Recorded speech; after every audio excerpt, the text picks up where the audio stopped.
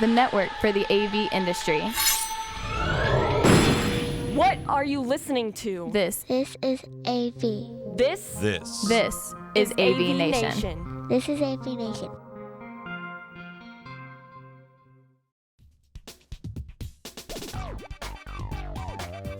Hello, welcome to XR Star, your monthly podcast where we talk all things extended reality and metaverse. I'm your host, futurist Amelia Kallman. Before we get started, I just want to wish all the women out there a happy International Women's Day, as well as Women's History Month. I've been in tech 10 years now, and it's been amazing to watch women in XR and AV and now the metaverse rise up and be seen and heard and support one another. And I feel really lucky to know so many incredible women in this space. Let's keep showing up for each other and remember that our actions and contributions do make a difference now and to the generations coming up. For today's episode, I am thrilled to welcome a woman who is a personal inspiration. Many of you probably already know her name, but if you don't, you should. She's been named the Godmother of Virtual Reality by The Guardian and Engadget. She's known internationally as a pioneer of immersive journalism, has recently won the coveted Peabody Award, has been named the Wall Street Journal's Innovator of the Year, and is the founding director of Narrative and Emerging Media at Arizona State University, as well as the founder of Emblematic Group. Dr. Nonny de la Peña creates stories that you remember with your entire body, not just your mind. Her innovative, high-impact, immersive journalism puts us in the middle of something we might normally see on the news, giving us presence and making you a participant rather than just a passive viewer. Tackling some of the most vital issues of our time, from climate change, the refugee crisis, and hunger, to police brutality, prison reform, abortion, and domestic violence. Her work doesn't just tell stories, it allows us to live them. In a huge step forward to making this technology more accessible and available, Emblematic Group have just launched the beta at try.reach.love. It's the first web platform for creating, remixing, and sharing volumetric VR. It allows anyone to make immersive volumetric VR from their own home using real people and places. A simple drag and drop interface lets users place themselves into high-res 3D environments and then share the results via a simple web link. To share with us more about her fascinating career, Reach VR, and more, I am thrilled to welcome the one and only Nonny. Welcome. I'm so excited to be here. It's so wonderful to get to meet you in person last fall. I know we share the delight in the way that immersive technologies really can profoundly move and delight and engage. And I think we're on this journey together. Absolutely. Thank you so much. It really means a lot to me that you're here today. It's a thrill. So to begin, can you share with us a bit about your story and how you got started in this industry? To be honest, I actually really got interested in virtual reality when Howard Rheingold wrote his book, Virtual Reality, when I read that book. And then I was thinking, gosh, my whole goals in journalism is, generally is to try to make people feel like they have the view from the ground. There was a World War II reporter, Martha Gellhorn, and she would call it the view from the ground. And I had done that when I was a correspondent for Newsweek magazine, back when we had a print edition. I've written for the New York Times and LA Times, et cetera, et cetera. And I'd moved into documentary, I'd worked on TV shows, on staff, on fictional TV shows, but nothing really gave me that sense that I was letting my audience have the view from the ground. And once I put on a headset in Barcelona in the lab of Mel Slater and Maria Sanchez Vives, and I experienced what it was like to be on scene in the middle of a story. I was like, oh my God, I can never have my audience out there. They've got to be in here with me. And that's really where it started, I would say back in 2010. Wow. Well, I built a virtual Guantanamo Bay prison in Second Life in 2007. But that was a 2D screen interface, right? And it was very powerful. I mean, it was a really interesting project. We had so many students in universities and people come to a place that otherwise was so off limits, right? The real place was off limits. But then cut to a few years later when Mel and Mavi invited me to their lab. along with artist Peggy Weil, who worked on the Gitmo project with me. Man, I put on that first headset and really walked around. I was like, oof, this is the future. Just curious, the first time you tried VR, what was the experience that you tried? Were you walking a plank or killing zombies, or what was it? No, on contrary, it's a very interesting project. So everybody knows about the bystander effect, or they think they know about the bystander effect. And it comes from a New York Times report on how a young woman, Kitty Genovese, was being murdered and screaming for help, and that everybody else thought somebody else would come and help her. And the bystanders, the more there were, that nobody would get involved. Well, Mel and Mavi, along with another researcher in the UK, were interrogating that assumption. And you can't really put people on scene, when a real, scenario like that is occurring.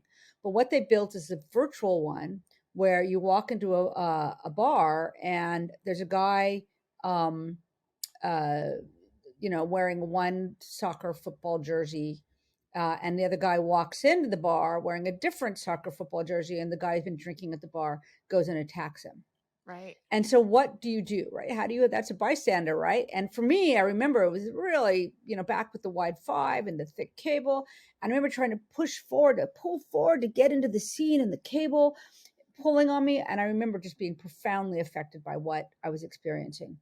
And interestingly, that work, including utilizing CCTV footage from closing time, or caught at pubs, not just closing time, but caught in pubs in the UK, very much corroborated their findings, which is basically the more people that are there, the more likely someone is going to try to intervene. And in fact, after they produced that piece and published their study, the New York Times came out and said that, in fact, they had misrepresented the facts in the Kitty Genovese case, and that many people had tried to help, and or multiple people had tried to help, and that the way they reported it was erroneous. So essentially, the bystander effect is a fiction, and this piece was a fundamental reason for me to understand the nonsense around it. And it's interesting that with VR, that would kind of try to glean the truth of what really happens. Yeah, wow, that's fascinating. That is better than my walk the plank story for sure. What surprised you the most working in this medium?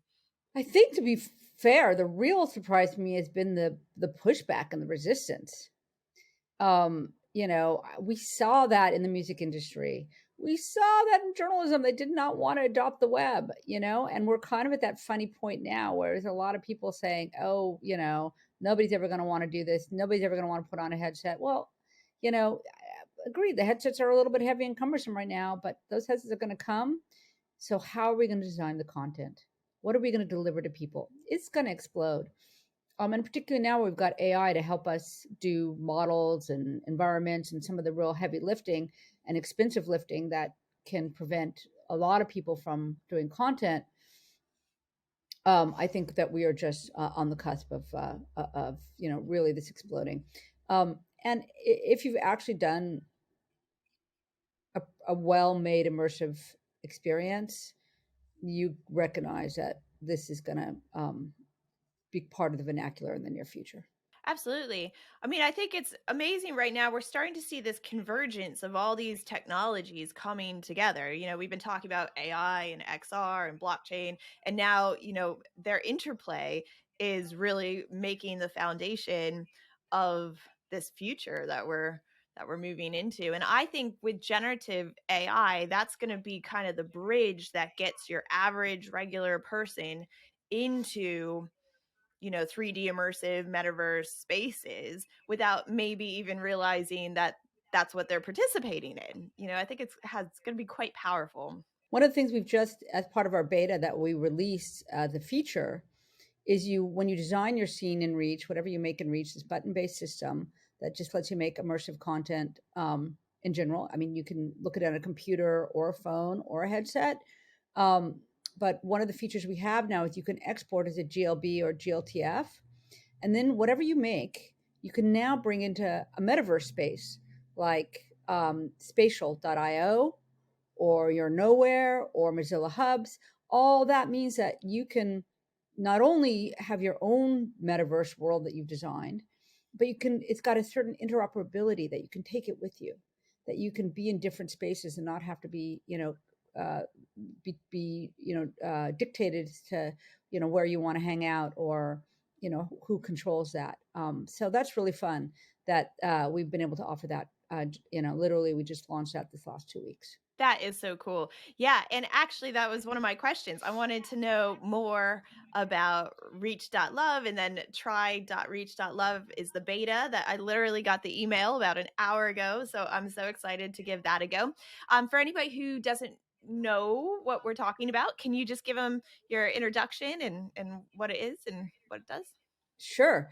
So as somebody who, built my first full walk around experience in 2010, and then, I had the first virtual reality piece at Sundance and Tribeca and World Economic Forum. And, I've been building content in the game engines for a long time.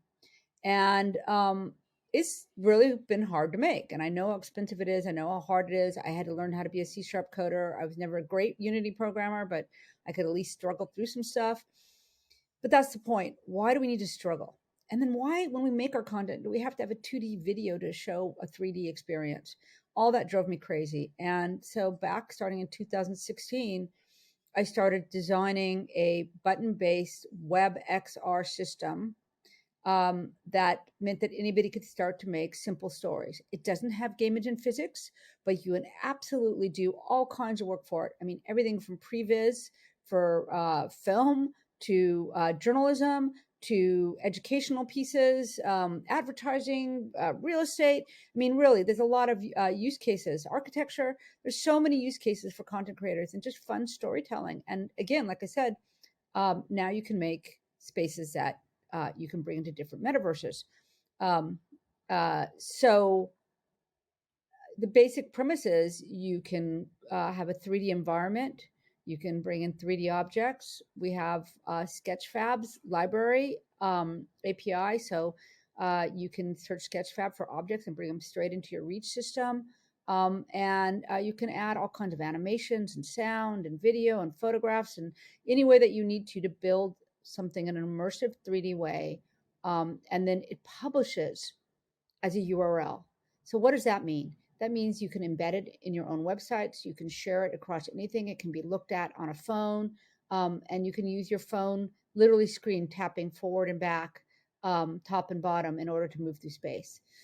So this is a way to start making immersive content easy to use, accessible, and shareable in a way that the distribution systems before have been walled gardens, and we haven't been able to readily and easily make and share content.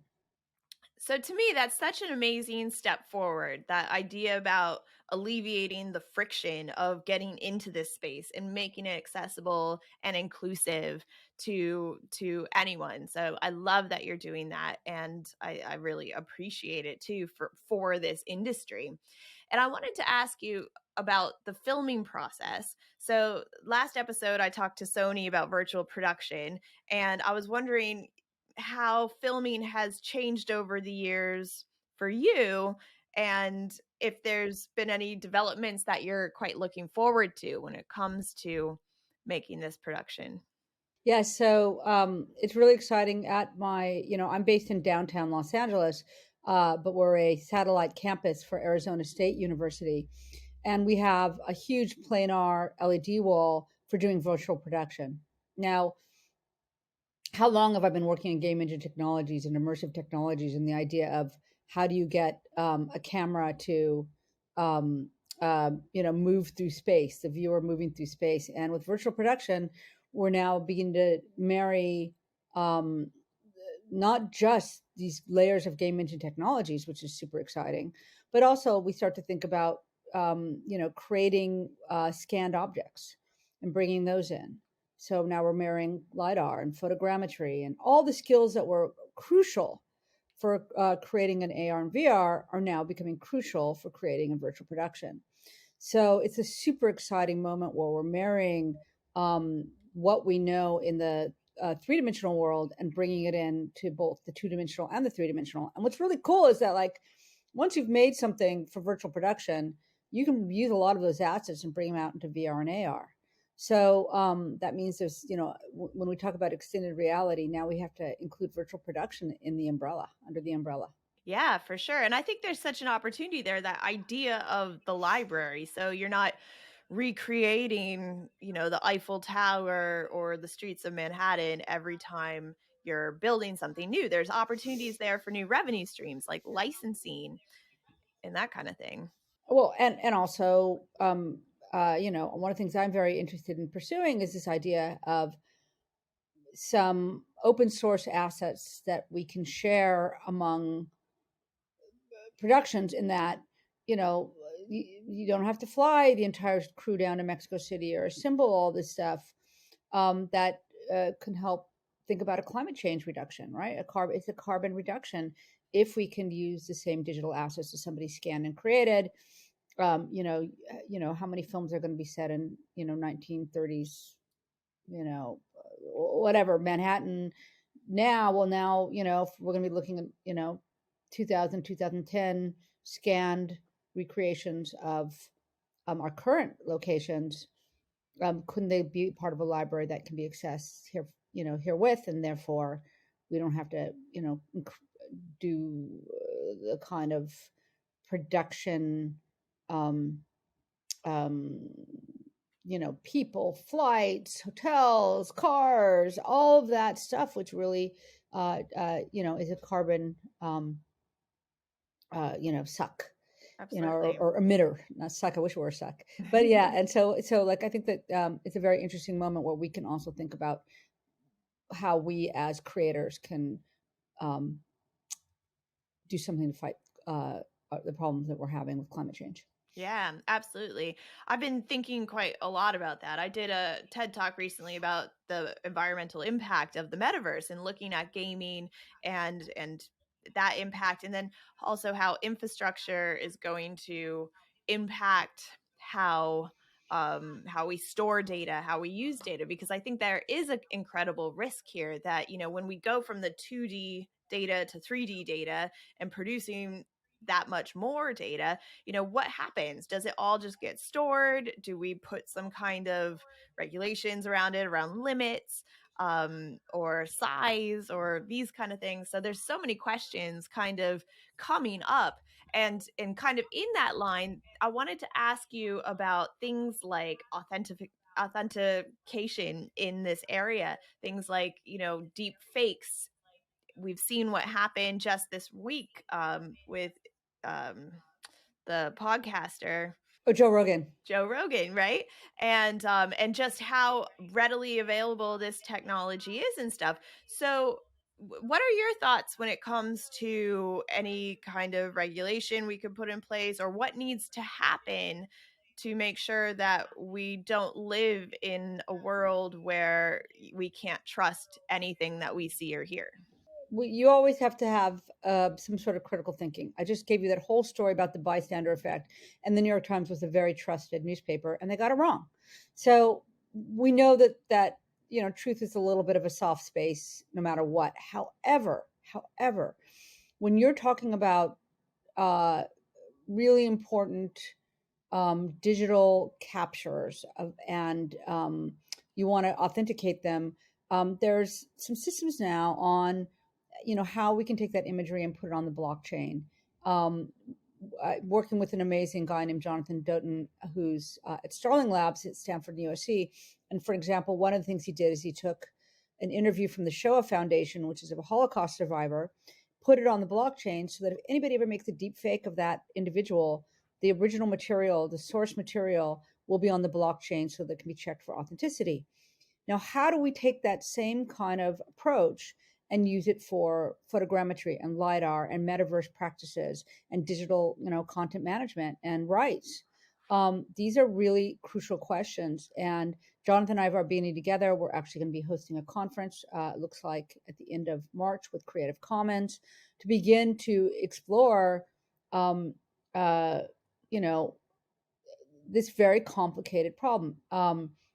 if you look at Rolling Stone, did an amazing piece about a war crime, a photo from the Bosnia Serbia conflict. And they tracked this guy down through the photos, but every photo was put up on the blockchain so that you could go and look at it. Where did it come from? Look if it was cropped. Look at its, if there had been any Photoshop changes, etc. And I think that kind of ability to trace the original sources of material are going to really help. With the caveat that if we have a witness who needs to be protected, we want to make sure they can keep their identity secret while still having the authenticity of their information on the blockchain. And my understanding is now camera companies are starting to put chips into the camera, so when you take a picture, it automatically ends up on the blockchain, so that it'll be able to be determine where it came from the start. Now, that of course has its own privacy implications, but these are really important questions we need to be tackling, rather than just saying, okay, well, deep fakes, we're going to have to live with them, we'll never know the truth. No, we have to start saying that every interview with, say, a president of the United States has to be on the blockchain, so that we know they didn't order a nuclear war. Yeah. No, and that's such a great use case for blockchain. We tend to kind of focus on the things like the NFTs and the crypto, and, whereas this is actually solving a very vital problem that we have. So really interested to hear about that.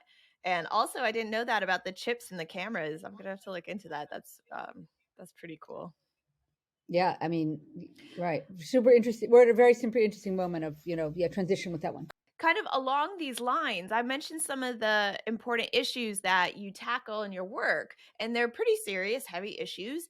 And wonder if you could share a bit about how you go about developing these projects and the processes you have in place, and any advice you have about how you ensure that the media and the final product maintains the integrity and respect these big topics demand. So one of the most important things to do is make sure that the individuals, the subjects of the project, are properly informed, that you've really carefully checked the information they're providing, and giving them the support that they might want as you make the project. For example, when I did a piece on domestic violence, on these two sisters who tried unsuccessfully to rescue a third sister from a fatal attack by an ex-boyfriend, it's a pretty brutal piece. And the sisters were very traumatized, but they really wanted this story out there. They really wanted people to start doing something about domestic violence, particularly around guns. Similarly, when I did a piece that uses the audio recorded by Daniel Pierce, who's attacked by his family and thrown out of his home for being gay, for being a member of the LGBTQ community, which basically has the highest level of homelessness. The youth population is extraordinarily vulnerable, because people their families throw them out for being who they are, right? And they end up on the streets. So that piece, it's pretty intense. And again, we did a mocap to recreate the moment when literally his stepmother hits him and family attacks him, his dad too. And Daniel really helped direct that whole piece. So, the mocap, etc. He didn't ever experience the final piece. He didn't want to, nor did the sisters, but they were very much participants in making sure that they were treated fairly, justly, and with the appropriate amount of care. Yeah.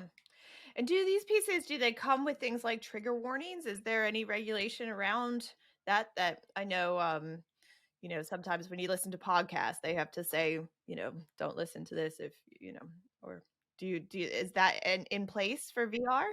Well, definitely. You can just have a screen with a announcement up, and indeed we do. But one thing I want to say is that if you go to the Society of Professional Journalists and you look at their page, they have a code of ethics. And no one line is meant to be taken on its own. It's not fixed in stone. Things shift and change.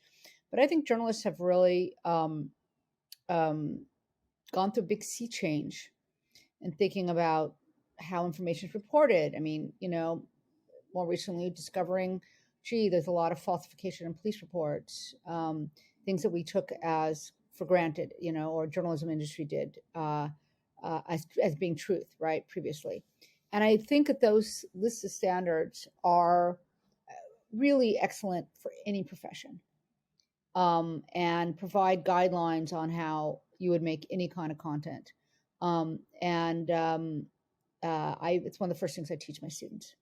No, it's really, really important because especially with these technologies, when you're completely immersed, we know how powerful they are and how they can evoke very emotional experiences. One thing that I often think about is we don't have any kind of long-term studies per se, when it comes to how it actually engages and its potential to rewire the brain in these kind of ways. Do you have any kind of thoughts around that? Do you think that, I mean, we know that it can create long-term change within people. And I guess my question is, how do we make sure that we use that power for good? I laugh when I joke, right? I joke and talk about like the Rosetta Stone, which we think of as this amazing document, could have helped us translate all these languages, blah, blah, blah, blah, blah, or not document, artifact, right? This, a historical piece, right? Revered in the British Museum in London, and always people staring at it. Well, if you do any research, you find out it was a tax collection document by basically, dictators, right? So any technology is going to be utilized for its best and its worst, right? Um, uh, that doesn't mean that we can't try to approach what we make with as much sensitivity and depth and framings like the Society of Professional Journalists Code of Ethics. But I also truly believe, and it's why I've been working so long and hard in this field, that these immersive experiences change people. They really make them feel the stories more viscerally. And we've done studies. For example, I worked on a piece on how young women, and frankly all women, are treated when they go into healthcare clinics like Planned Parenthoods, and there's protesters outside, and the kind of horrible vitriol that gets screamed at them, right? And we studied that in multiple different ways. We took it to a very conservative area in the South in the US. And it was interesting because it wasn't about pro-abortion, anti-abortion, but everybody agreed that women shouldn't be screamed at that way, and protesters should not be allowed to do that. And similarly, it went into a college campus, and all these young men were like, gee, I didn't realize what women had to put up with. So it really had a profound effect on people who'd, been hearing seeing it on TV, seeing the protesters, hearing about the protesters, but to actually be yelled at that way, which is what happened. You have to walk the line as people are screaming at you while you try to get inside the clinic. And it's all real audio. Every piece of audio being screamed at people comes from a real scene. There is a difference in the way that people feel about these scenarios. And I think that has really held true throughout my work of, like I said, the climate change piece. You're in the back of a photogrammetry and volumetric video capture of a NASA scientist in the back of his plane, dropping a thermometer down through a tube next to the toilet. And you know what? You could drop that tube, which contains a thermometer, to measure the ocean temperature. And it's really clear they're not making this up in a cubbyhole. You could be in the back of that plane. And by understanding that, it demystifies the science and offers an accessibility that I think is unique to the medium, unique to all media, really. Absolutely. And you've covered so many topics so far in your career. Do you have sort of anything on your bucket list that you haven't professionally covered yet that you still would like to cover or achieve? Funny enough, there are a couple things that are really I want to get done. One, I've been very slowly working on trying to rethink how we would make the Passion of Joan of Arc, the Carl Theodor Dreyer Passion of Joan of Arc in VR, because there was that close-up that changed film. But now if I have you standing next to Joan of Arc when her hair is being cut off and the hair is falling at your feet, that is what VR can do, right? And so I'm interested in using that as a framework for remaking that piece. And the other thing that I'm really so want to do.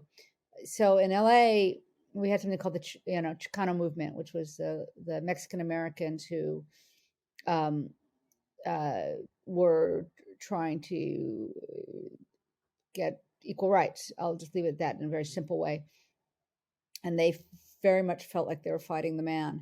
And they adopted Cinco de Mayo, because that was when a small band of Mexicans overthrew a huge army of the French in a surprise battle on May 5th. And after they adopted that, it became somehow a party that everybody now knows Cinco de Mayo with chips and margaritas and beer and da-da-da. And I sort of think that I want to go back to that idea of it's actually the rebels' holiday. And there's something fun about that concept of celebrating the Chicano movement, and also, how do we make people understand that they're partying with the rebels? So I don't know. It's just an idea at this point, but I'm going to get back to it. Yeah, I love that idea about going back to historical moments that we obviously weren't there for, but making somebody understand the origin stories of how we got to where we are today, I think is quite impactful. I think about things like the Stonewall Rebellion. That would be amazing to see what that was like, Those are great projects. I really, really would be interested to try those. I also wanted to ask you a bit about your working at Arizona University and what you're doing there. So at Arizona State University, it's been amazing to see what they're doing. They've made a commitment to immersive that I don't think any other university has, with hiring literally like 18 new XR professors on different capacities. I actually have a posting going out right now on for a professor in XR. So if you're listening and you're interested in applying, find me and I will get you the link to the job application. But what that means is that we're really trying to push where this is all going and democratize the medium in a way that allows us to shift the demographic of who's working, thinking, creating in this space. My program, the Narrative and Emerging Media program, it's a graduate degree, but and it's very inexpensive master's. It's a fraction of what you pay for most universities in the United States, and really, frankly, the UK now too. It's a little over a year program. You can get out in a year if you really push. That lets you come out understanding how to be a director producer in narrative and emerging media, including virtual production. But we're also pushing the envelope on multiple fronts. I'm working on designing and creating a lab that I'm calling a Haptics for Inclusion lab, or an institute for the body that centers the body, and the idea that with immersive content, you can feel a story. You can, experience stories in a way that the whole body is engaged. You don't always have to use eyes and ears. How do we start thinking about being more inclusive in the way that stories can be experienced? We're also have an incredible event space. So I'm able to start hosting things like this conference on, digital rights authentication in the metaverse, right? Cool things like that. I'm also working in partnership with the Los Angeles Music Center, and we did an amazing workshop, and that partnership's only going to grow. And finally, we're working on some policy. I'm really interested in the idea that right now we've got education boards or water boards or power boards, whatever. We need technology boards, because it's clear now that technology has become a basic right. And I really hope that at my center, we're going to help work on that kind of policy. Absolutely. That is really commendable work that you're doing. And I love to hear how serious the university is taking it. That sounds like a program I would love to be involved in. So we'll have to share some links to that. Well, and the last one note on Arizona State University is we have the largest number of first generation students. We have the largest number of indigenous population from all over the United States. My new program, our first graduate degree, is extremely diverse cohort. I'm really committed to changing the demographic. And, we know it's pretty monocultural still in technology. And the only way that I could actually bring about change, I realized, as head of emblematic group, I'd have one intern here, one intern there. But now I'm really thrilled that I'm getting opportunity to really scale the shift by having this program to teach and research and engage. Yes, that is great to hear. We definitely need more diversity and inclusivity in this industry. And honestly, I feel moving forward into this metaverse space, we need more female voices as well to be heard. And as it's International Women's Day and History Month, wonder if you might be able to speak a little bit about your experience as a woman in this industry and if you have any advice for other women. So you heard that of pain because I can't tell you how often I've been the only woman in a room, in a group, in the engineering group, and it just amazes me how people don't take me seriously sometimes, and I have to get really, difficult. But I say this about my own personal experience, is that you can feel your pain, but you got to make that have a short memory for the pain and have a stubborn streak a mile wide. And we're still there. We still haven't really shifted this demographic enough. So in the meantime, y'all stay stubborn and try to just, feel that pain. I'm not denying it, but try to go, okay, I'm putting that behind me now and I'm going to go forward. Let's be stubborn together. Yeah. A lot of great orgs working together now for women to try to support each other. And that's the last thing I can say, support as many women as you can. It's the only way we're going to change things.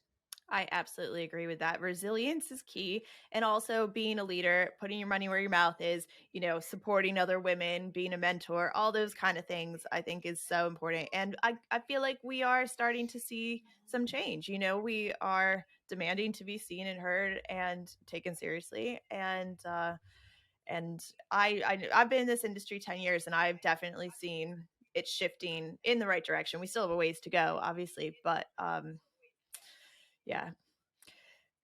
So thank you for that. So 10 years from now, besides having more representation of minority groups and women inside this industry, what do you think is going to be the most significant changes that we see when it comes to XR, and anything that we should be considering in preparation for these changes over the next 10 years today? So I'm currently wearing my Bose bone conduction audio Bluetooth glasses, right? That I love. They connect to my phone and I can make my calls. I'm talking to you through them. That's the mic we're using through my glasses. I hope that Bose will push these more. But and then they're my everything glasses, right? I can ride my bike and I can see, and they turn into sunglasses. They're my everything. And I think in 10 years from now, this kind of experience is going to be normal. You're going to just pop on your sunglasses like you would, or your glasses, and they are going to be your device. I don't even think you're going to need a phone. You're going to have edge computing that's going to stream the data to your glasses. So you're just not going to have to think about that bulky headset, right? And it'll be normal. Even your car window screens are going to be likely to have AR embedded in them, so they can give you directions on your window screen, so you can, move forward without, having to try to look down at a phone or a map or whatever, right? It's going to be embedded everywhere we go. I think if that's, not just glasses, you're going to have the holograms in your living room. So what do we got to think about? This is happening. This kind of way that people are projecting on immersive content is happening. So there are two things. One, what's the content going to be like? what kind of stories are we going to be telling 10 years from now? What are some of the things that we looked at in the past that we think are kind of cringeworthy, and how can we make sure that the stories we tell in the future are more inclusive and have less bias in them? So this is the really crucial part of this is, how are we going to get the bias out of AI, which is going to really dominate things? Like, there's that question. A man and his son get into a car accident, brought to the hospital, and the surgeon says, I can't operate on this boy. This boy is my son. So how can that be? You can let your audience ponder that one. But I know what everybody's thinking. How could that be, right? Stepfather, et cetera, et cetera. It's because the mother is a surgeon.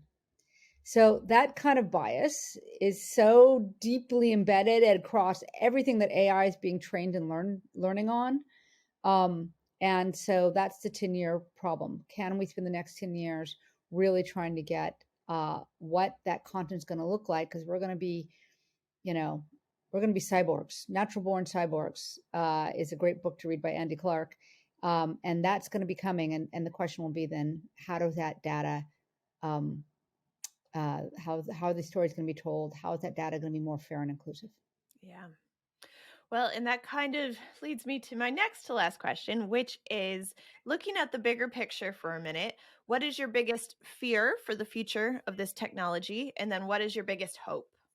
Well, my biggest fear is this, that we still aren't seeing the investment dollars in women. So that means that 10 years from now, the cycle is going to continue. That because we aren't actually supporting women and their innovations and their work and their thinking, it takes a long time for things to actually grow and become. And without us spending the money now, I don't see how the cycle is going to get broken and how things are going to change. My greatest fear is that we're going to be stuck with the same system what we have now. Right. And my greatest hope is that we women can change that our inclusive approaches across all kinds of different cohorts of cultures and ethnicities and, preferences, that we can have a more inclusive future. And that because of that, we are a group that understand how hard a challenge could be, and we've can overcome them. And that means maybe we can bring all of that to bear when we deal with really big intractable issues like climate change. So that's my hope, that the difficulties that we're encountering now, we're going to be able to take and let them inspire us and give us hope for making big changes that need to be done. I love that. That is great. And I absolutely agree. And I share in that hope myself. Yes. And the end of March, to mark the end of Women's History Month, I'm actually going to be sponsoring a forum online, a remote event where we're talking about how women in female-led design and thinking can help map the future metaverse and stuff. So I'll definitely be inviting you to come to that, and anybody else who's listening. It's going to be open. Yeah, we got to get these conversations happening, and for me, I really want to link up the right women and put them in touch. So yeah, it'll be, hopefully we can all continue to inspire each other. So thank you so much. And if listeners want to check out the try.reach.love, or if they want to get in touch with you or follow you, what's the best way for them to do that? So if they're interested in, I think the best thing to do right now is just reach me out at either of my emails for Reach. You'll get me at Nonny, N-O-N-N-Y, at reach.love. And if you're interested in our wonderful building center at Arizona State University, you get me at Nonny, ANONNY, at asu.edu. You can find me sort of these days on Twitter at Immersive Journo. And otherwise, please take a look at my company, Emblematic Group. So I'm really happy to be here, and I look forward to any exchanges that anybody in the audience is interested in having. Yes. Well, thank you so much for your time. Can't wait to see what you guys create. Yeah. Yeah, I'm really excited to see what people create on Reach. It's going to be really fun. I can't wait to try it. I am going to get in there and make something. So thank you so much for your time. And thank you so much for watching or listening wherever you are. And stay tuned for next month.